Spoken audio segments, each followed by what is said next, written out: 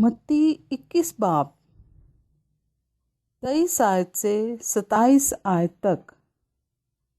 सफ़ा नंबर 25। यीशु के इख्तियार पर एतराज़। और जब वो हैकल में आकर तालीम दे रहा था तो सरदार काहिनों और कौम के बुज़ुर्गों ने उसके पास आकर कहा, तू इन कामों को किस इख्तियार से करता है और ये इख्तियार तुझे किसने दिया है?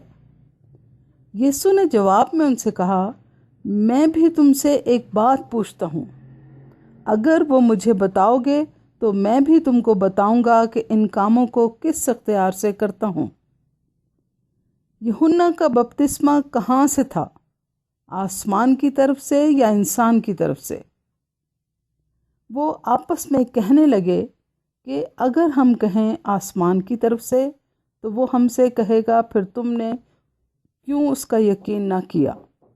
और अगर कहें इंसान की तरफ से तो हम आवाम से डरते हैं, क्योंकि सब यूहन्ना को नबी जानते हैं। बस उन्होंने जवाब में यीशु से कहा, हम नहीं जानते। उसने भी उनसे कहा, मैं भी तुमको नहीं बताता कि इन बातों को किस इख्तियार से करता हूँ। पाक कलाम के पढ़े और सुने जाने पर खुदा की बरकत हो। आमीन।